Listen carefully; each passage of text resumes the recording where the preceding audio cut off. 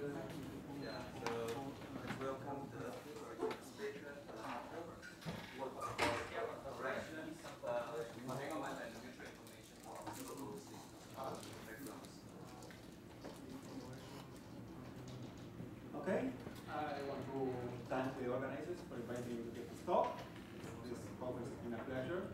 And we've been hearing about entanglement in many different kinds of settings, and I'm going to add one new one. I'm going to talk about entanglement in cosmology. So just to recap, because this builds a bit on the talk I gave in Shanghai, and some of you were not there. So I'm going to give a quick recap of what I talked about there.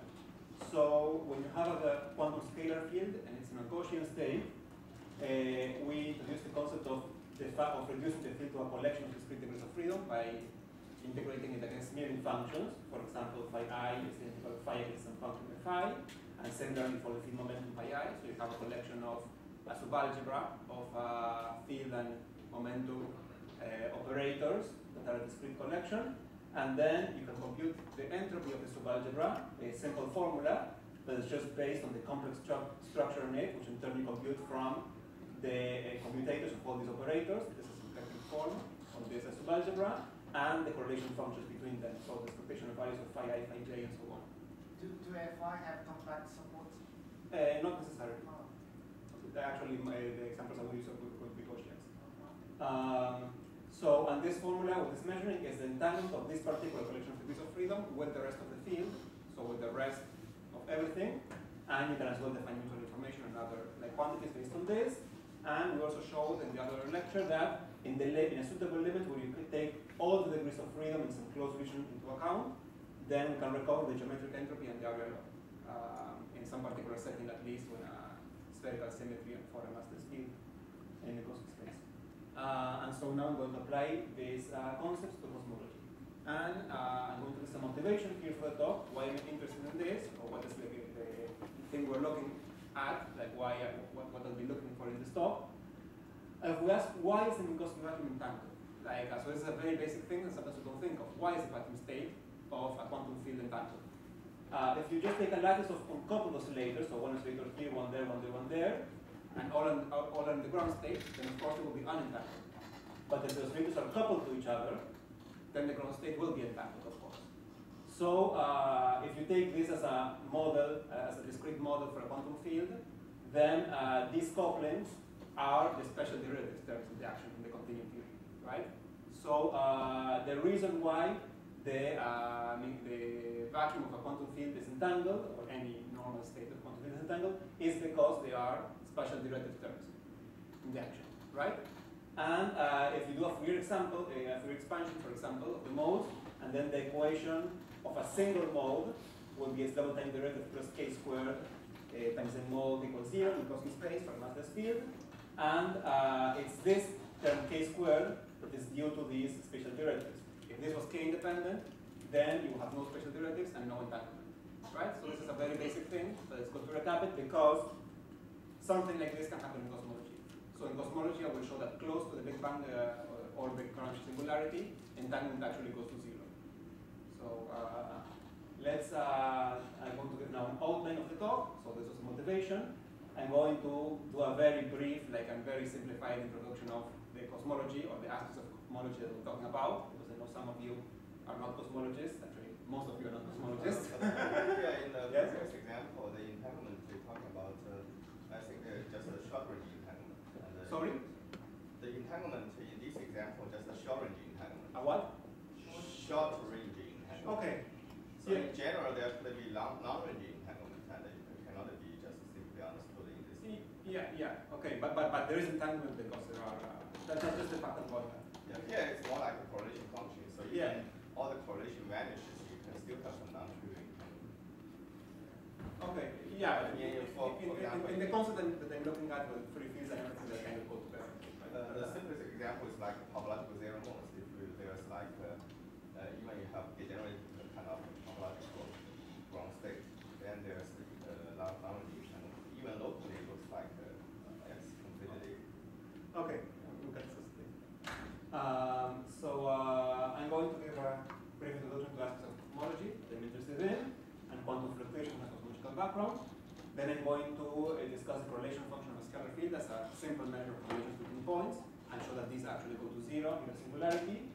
Then I'm going to discuss the entanglement of unrooted information for observables with this kind of Gaussian smoothing that I was talking about.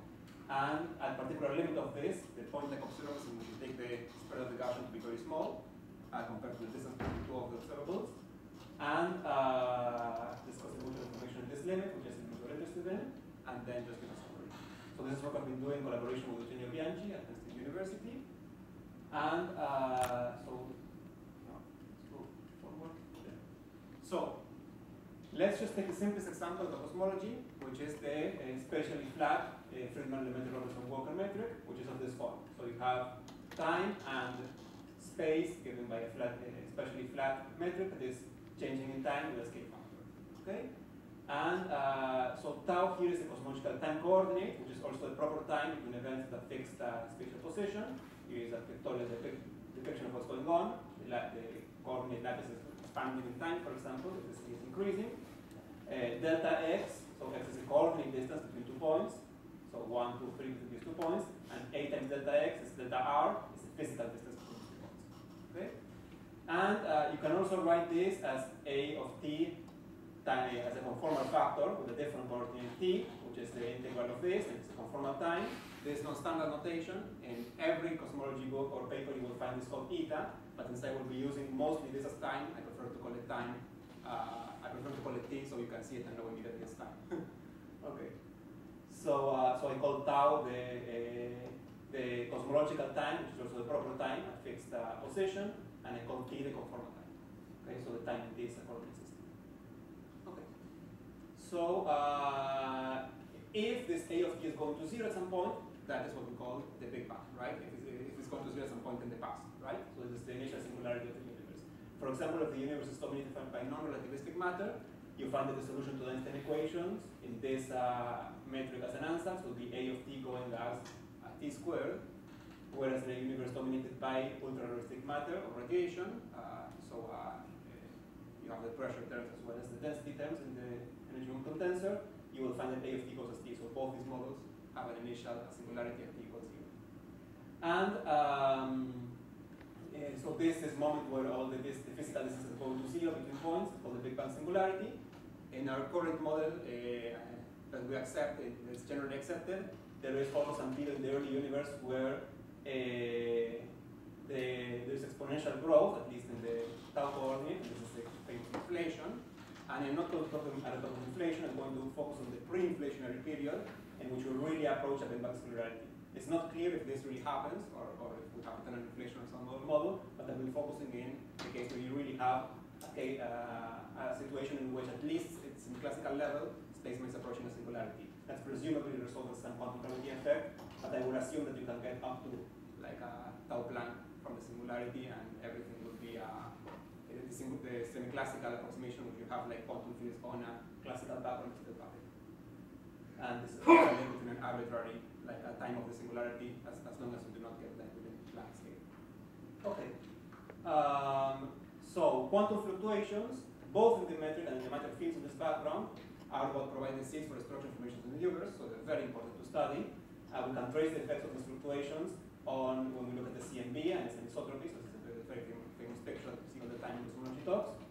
And so that's why it's crucial to understand the dynamics of quantum fields in this near singularity pre-inflationary regime to set initial conditions for them in order to evolve them and make empirically testable predictions. Okay. Yeah, there are solid experimental evidence for inflation or just theoretical? Oh, I think it's quite a consensus that inflationary occurred.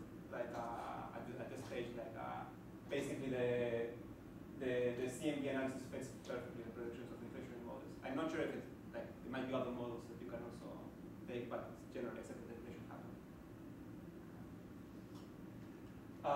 Okay, so I'll take as an example again the simplest case. Massless minimally coupled scalar field on a spatially flat Friedman-Lemaitre-Robertson-Walker spacetime. So this simpleton model also can serve as a kind of like a warm-up or toy model for gravitational perturbations. So it's not untrivial to consider; it's actually useful. And you do a Fourier expansion. So you do in waves of in a coordinate space. So k is a coordinate wave vector, and you put a scale factor here for convenience. And then the equation of motion for this chi k, which is the time function associated with the mode k, is of this form. So if it doesn't have this term, it will be the Minkowski one. This term is what the cosmology is adding. And this, as we saw before, is coming from spatial derivatives in the action, whereas this one is coming from space and curvature. Okay, from the fact that you have this kind of expansion of the universe, the dynamical background, and this is affecting the space-time in which this quantum field is propagating. And near the singularity, this term is dominating over this one. So, because typically in this kind of models, this is something that goes to infinity near the singularity. And therefore, if you throw away this k compared to this one, then you have what we talked about before. Like you have a situation in which you are neglecting the spatial derivative terms interaction, and so you might wonder if really like correlations and entanglement between different points are going to zero. And this is what I'm going to decide. Okay? But there's one thing we have to discuss before, which is the choice of quantum state. Because in cosmology, there's not a natural state, unlike in the Minkowski vacuum or in other spacetimes, to consider. So we have to discuss what kind of quantum state we're going to consider. So this is the mode equation, as I said, and it has two independent solutions. So you can write the general solution as AK Fk plus Bk Gk.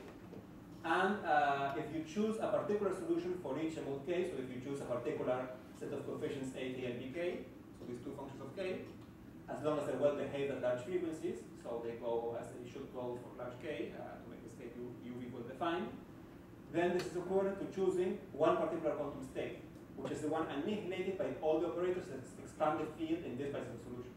So I'm going a bit quick now, but what I mean is that you write phi as a sum of operators AK, chi k, plus a dagger k, k star, chi star. So if you extend the field in this particular basis, with some particular mode solution, given by example for particular coefficients A and B, then you have some associated correlation and integration operators on that basis. You can define the vacuum associated with that basis as the state that is annihilated by all the coefficients AK that you have put in front of these modes, right? So the choice of AK and BK are also the choice of quantum, particular quantum state, the vacuum associated with these modes. And unlike in Minkowski space, there is no uniquely preferred vacuum. You can just put about any combination of AKs and BKs that you want, as long as they have good UV behavior.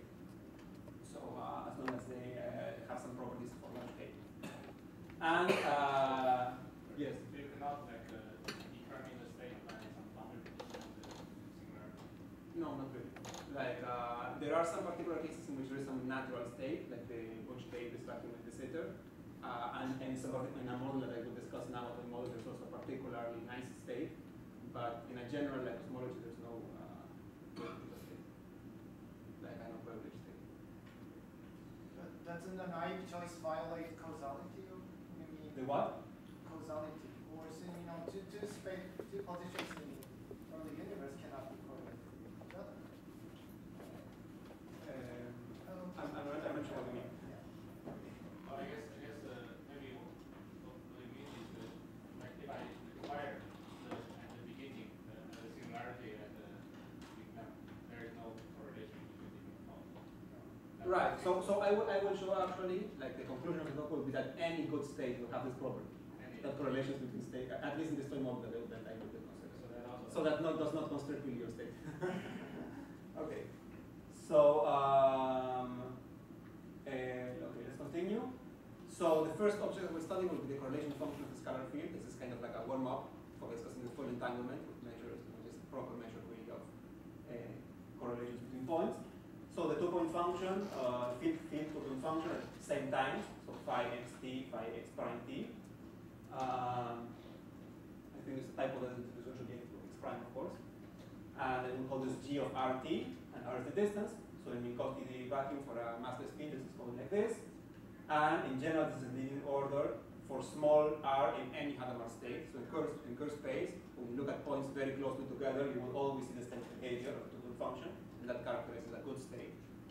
The fact that at small scales it looks like Minkowski. So in a cosmological background, in general, you can write a two-point function in this form as an interval in k in your Fourier expansion with this chi k squared there, which is what's called the power spectrum. And now you just have to choose a state, that is, choose a particular chi k that represents your choice of vacuum, and then find G. So let's first specify the background that we're talking about, which is the universe that we're looking at. I will look at a very simple case, a power law cosmology, in which A of t is going as t to the alpha, okay? And in this case, the model equation is of this form. So since here you have A prime prime over A, this is like 1 over t squared, and I will choose alpha to be in the range in which this quantity is positive. Just keep things very simple. So this is not like either matter or radiation or one of the physical cosmologies that we sometimes look at, but it is a very convenient model to study some issues, okay, because we can solve analytically and lots of stuff. And so in this kind of background, the solutions for a massless minimally coupled scalar field are expressed in terms of Hankel functions. So the general chi k is of this form, some coefficient ak, which I have written like this here, with the Hankel function h1, and another coefficient here with the Hankel function h2, and this nu is just the modulus of a minus 1, of alpha minus 1 half, where alpha is the power here.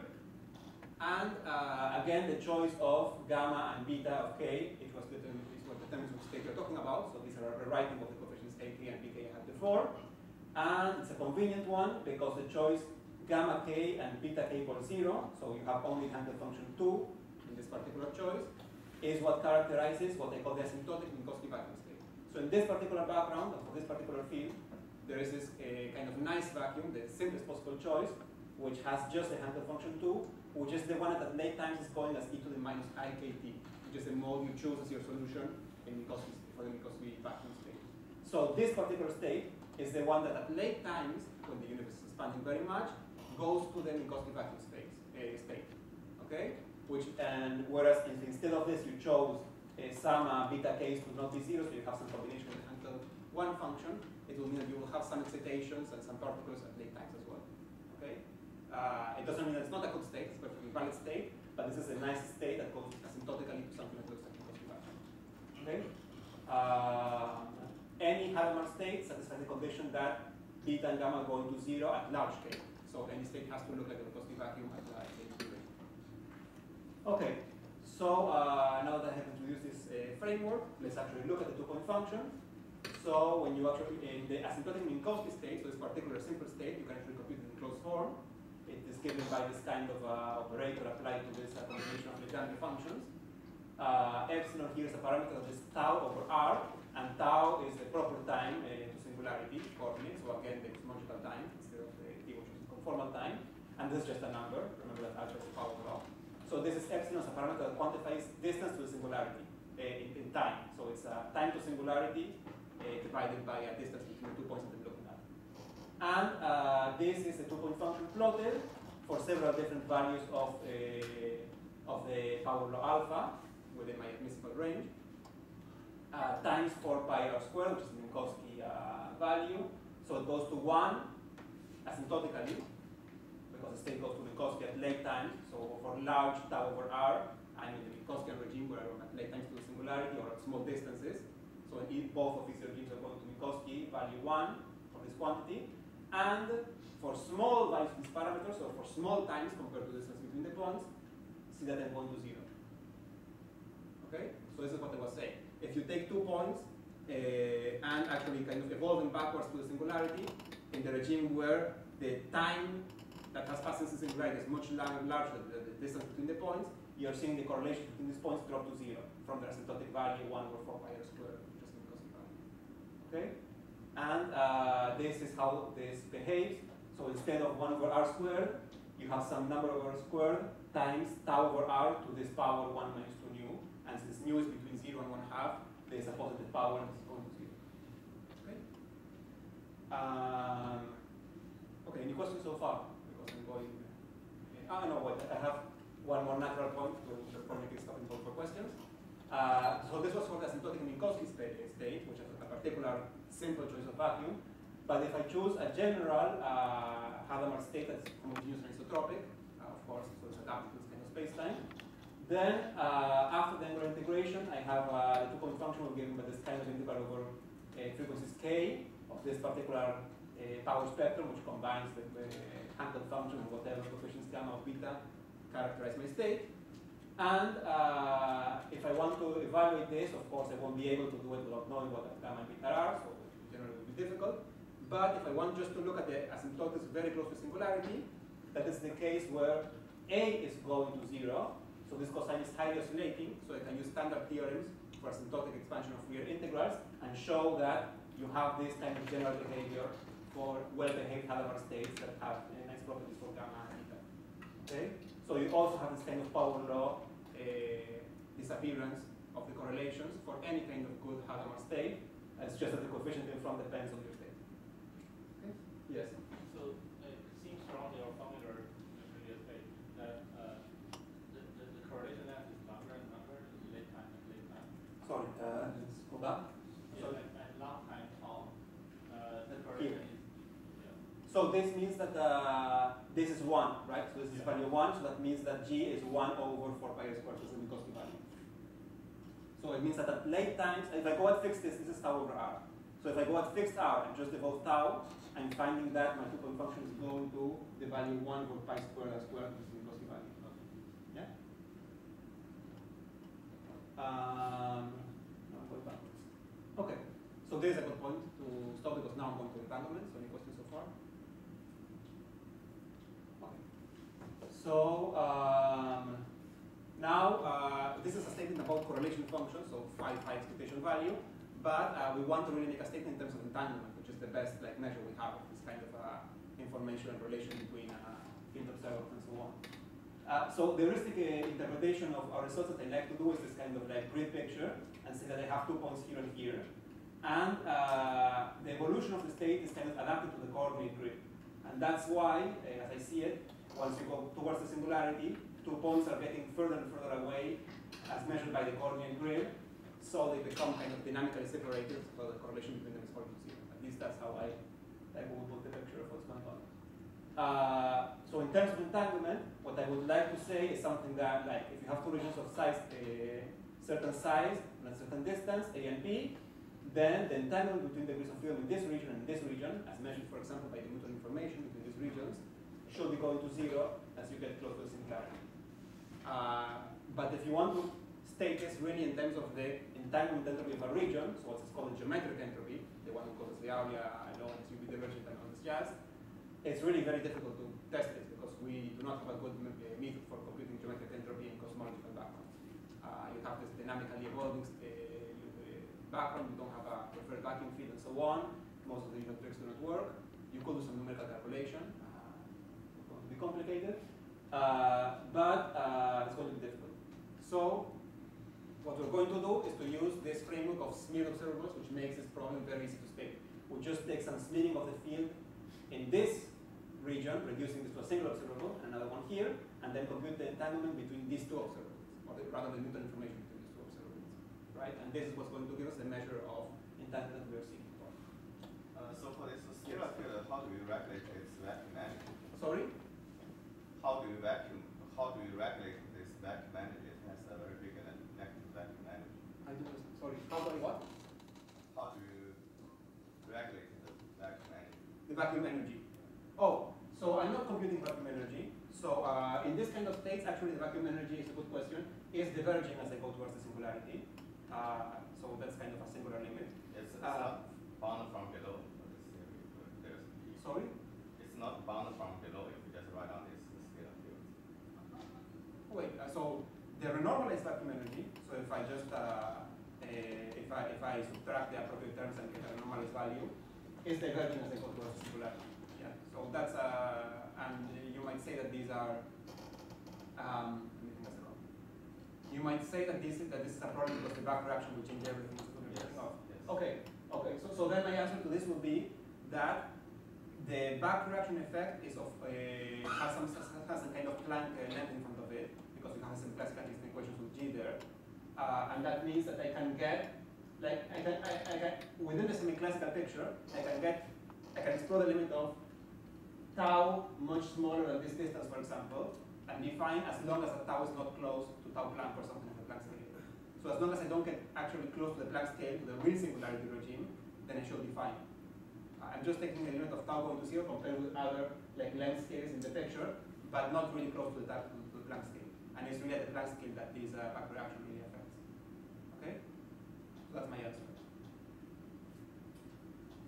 Okay. So let's talk about the Newton information for this kind of Gaussian observables that we're talking about. So let's smear the field against some Gaussian function with some appropriate scale factor included there to make this really a Gaussian that has physical size given by this parameter r, and a physical distance to each other given by this physical distance r. So this is the picture. We have some Gaussian smearing here, some Gaussian smearing here. They both have a size, physical size big R, and they both have a distance between them, physical distance given by this little r. Okay? And what we're interested in is in the Newton information between these two degrees of freedom. So we computed as the entropy of this degree of freedom, the entropy of this degree of freedom, minus the entropy of both taken together, as usual for Newton information. And this is a measure of the correlations of the entanglement between these degrees of freedom and these degrees of freedom, of the field in these two regions. Okay? So here's how we compute actually this. These are the formulas that we use in the case of Minkowski space. So as a warm-up to do the first in Minkowski to know what to expect and how to compare, what to compare with the cosmology case. So in Minkowski space, the entropy of each of these regions we gave in the previous talk was just this formula in terms of this value mu, which just was 2 over square root of pi. This comes from what you get when you compute you apply this formula that they have in terms of correlations in electric form for a Gaussian observable in Minkowski space. And then the entropy of both things taken together, you have to apply this formula where J is the complex structure given by the product of these two matrices, omega to the minus 1 and G. Omega is the matrix of commutators. So the commutator, the only non-trivial ones are between the field in region 1 and the momentum in region 2. So commutator of field 1 with momentum 2 is e to the minus r squared over 4r squared, so it goes to 0 because it goes very far apart. And so this is your symplectic form, and this is your matrix of correlations. So this is expectation value of phi1 squared, expectation value of phi1, phi2, of phi1 squared, and so on. And the crossed ones are 0 in Minkowski, but are not 0 in cosmology actually. So you have these all non-trivial correlation functions in cosmology. But in Minkowski, you just compute this matrix and this matrix, you multiply them together, and you compute this trace by finding the eigenvalues, and what you find is that the Newton information takes this form.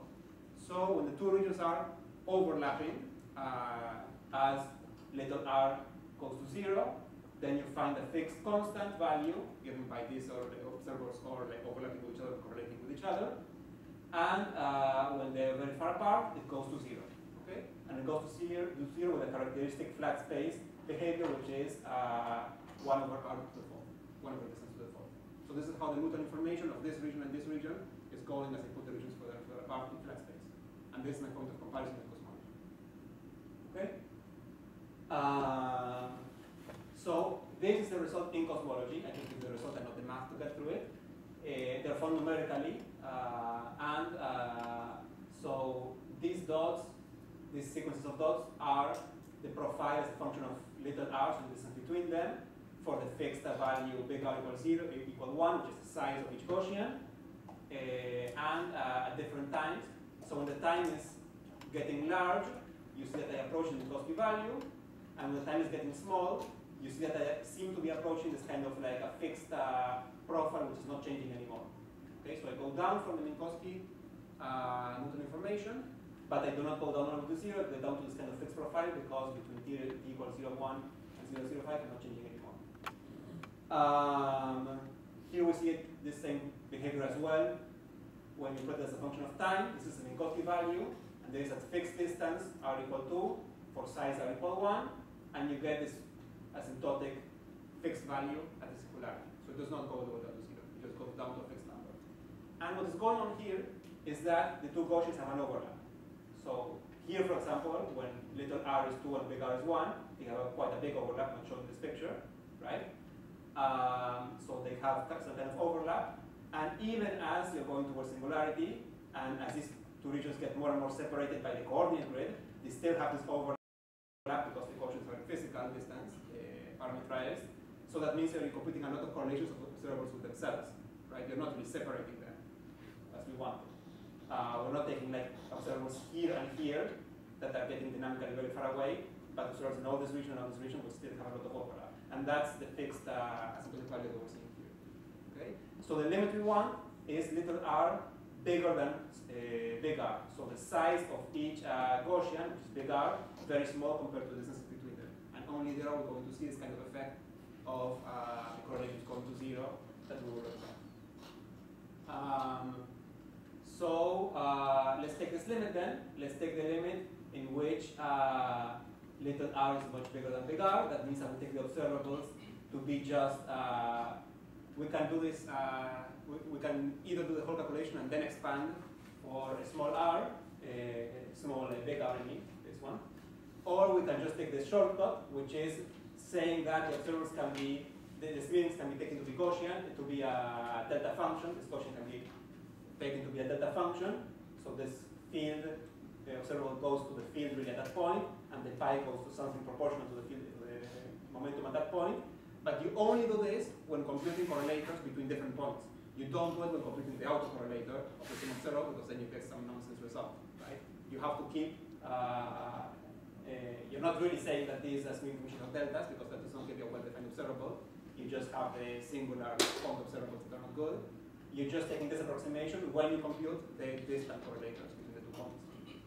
And so this is the limit we're taking, no? Like a big R, which is the size of the Gaussian, is much smaller than little r, which is this between them. So when you do this, in Minkowski space, you find that this is your solution. So you have this thing that approximates very well at large little r, at large distance between them. Your the one you found before was the exact one, and it shows a characteristic like 1 over distance to the 4th behavior. And in cosmology, when you do this, so when you take all of things and take the regime, big R, which is the size of the Gaussian, much smaller than time to the singularity, and in turn much smaller than the distance between them, so the distance is very large compared to everything. Then you can use the point-like observers to simplify all your equations by a lot of delta functions, and then you evaluate the short-term integrals that you have with the asymptotic analysis techniques, the Fourier expansions for highly oscillating things that we used before, and what you get is this kind of result for the mutual information. It is going as the Minkowski part, r over r to the 4th, and an additional time-dependent part that, since nu is between 0 and 1/2, it's a positive power of time that is going to 0 at time equals 0. Okay? So the mutual information is indeed vanishing between these two distant points as we are approaching the singularity. And here you have a nice plot showing how it compares with the exact results. So these are the results for the exact Gaussian smearing found numerically for big R equals 0.01 and t equals 0.1. R is greater than 1, so we have the regime we wanted, point-like observables and very close to the singularity. And in a log-log fitting plot, you see that they are really having this kind of polar behavior with this characteristic power that they found. Okay, so the conclusion is that indeed, as we conjecture, the mutual information between separated points is going to 0 as we approach the singularity. And so this is a summary that everything was there. We established the conjecture that space-like correlations and entanglement should vanish very close to singularity because the spatial derivatives are negligible in that regime. We looked at this first in terms of the correlation function, and we saw that the two-point function is indeed vanishing at fixed distance when you go down to the singularity as tau goes to 0, and this happens for any Hadamard state. And then we use Gaussian smear observers to probe the entanglement, because it's very difficult to probe the actual, like geometric entropy entanglement with all the degrees of freedom. So just reduce the fit here and fit here to a single degrees of freedom, compute their entanglement and their mutual information. And we find that in Minkowski, where it goes as 1 over distance 4th. In cosmology, it goes in the limit where you go towards the singularity, and for point-like observables, which are very small, each of the regions, as r to the 4th times time over r to this power, which is positive, and makes the mutual information go to 0. So spatially spherical points are losing entanglement as singularity is approached, and you can very easily show that this happens as well for future singularities, like the big crunch to reverse everything. And you can also show that even though this particular calculation was in the Minkowski vacuum state, it generalizes to arbitrary Hadamard states, just because it only comes from the short time expansion of your integrals, and this will be not affected by all these coefficients of the K modes. Okay, so an outline of what can we do from here on. I'd like to be able to prove analogous results for any cosmological singularity, and not just in particular model with a power law. So develop more general techniques to be able to prove this in general. Obviously, it would be nice to think about how you can apply this as a guiding principle to really study real physics problems, like what are the quantum, the initial conditions for the quantum fluctuations of the universe, and how you can emerge from the semi-classical era from the Planckian era into this kind of semi-classical regime with this kind of zero entanglement condition. Knowing that this happens from the semi-classical side, when you go like back, is nice as a condition, fitting condition for coming out of the deep quantum gravity regime, knowing that you can want to emerge into this region with zero entanglement as a kind of like initial condition for the universe. And finally, it's interesting as well to think if we can extend this to black hole singularities. For example, Schwarzschild singularity, the inner region of Schwarzschild is very similar to a cosmology, an isotropic cosmology, as we have a future singularity in this case. And the question is whether the same thing, similar things apply there, and have entanglement between different points in a quantum field really going to zero in the inside of the black hole as a singularity, and whether this has any kind of interesting implications for information loss problems. Okay. So that's all about this.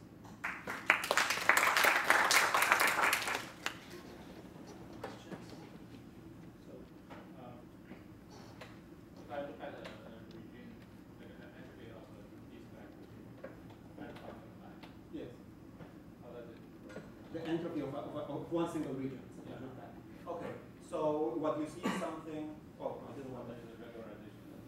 Can we go back to the slides?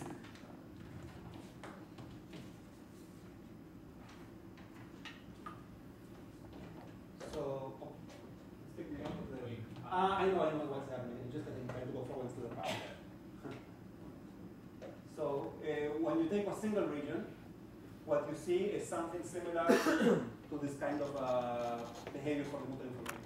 So, what you see is that the entropy of a single region has an asymptotic value that is typical flat space, which is the entanglement of this particular degree of freedom in this region, Gaussian is near with the rest of the universe, no? And as you go down to the singularity, it goes down, but does not go to zero. And this is because you still have this region and it's correlated with itself, like as in As an artifact, so actually the entropy goes down to zero. well, it's not an artifact, it's what happens, right? So it's just why do you see it's an artifact? Like you have like a I thought it's a consequence of your Gaussian.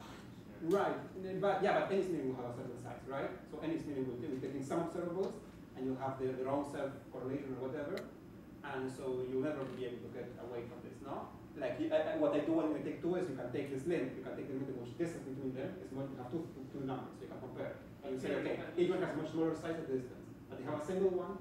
You can do the same thing. You can draw a ribbon around that region and then take a couple of mutual information of the inside of that ribbon and outside, separate them by You say instead of taking two separate ones, take mutual information between inside and outside with a kind of buffering. Yeah. I guess, yes. It's just that it's more complicated, but yes. But the question is that in that case, does that actually always grow linearly with time? Linearly, you mean here? Starting from the singularity, yeah. If it grows linearly,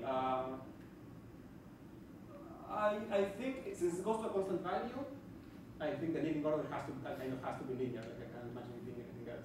But I don't know. Like I don't remember. In the mutual information case, there's a power law.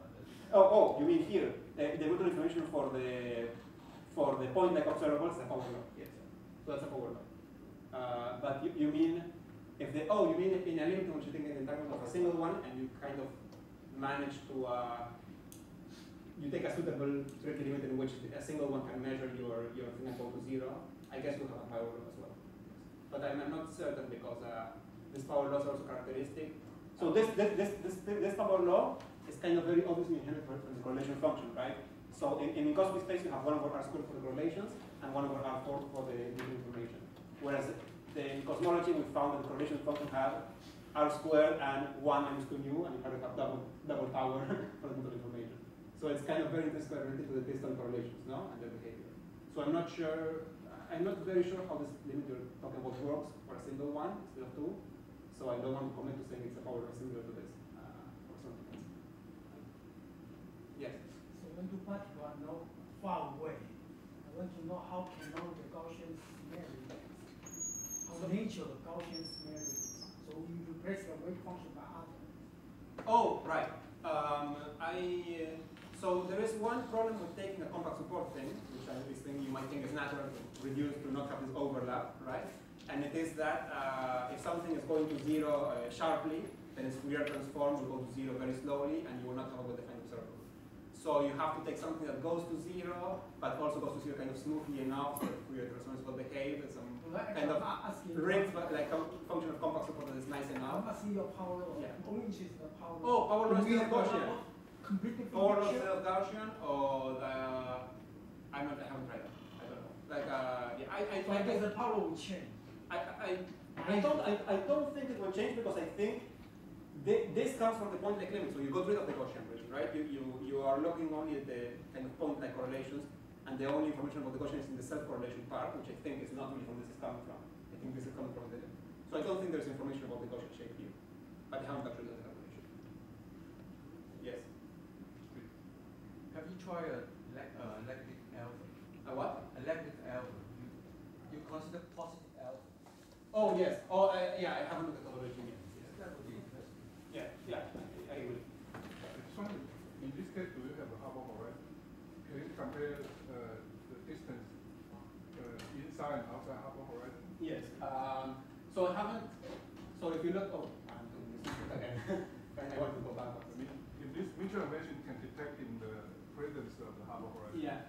So in terms of the correlation function, let me see what it was. So remember.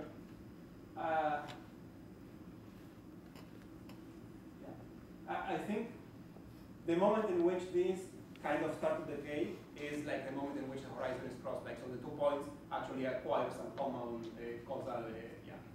So the characteristic time scale of this is tau over r is given by this like fact that your singularity here, and you have the 2 points here, and at very short times you do not have like causal connection, and at longer times you do not. So the moment in which, and the scale of this transition, and they acquire some common causal ancestor is given by tau over r, which is the scale that gives you this, no? In which you transition to the Minkowski regime. So, and the same thing happens for the neutral information.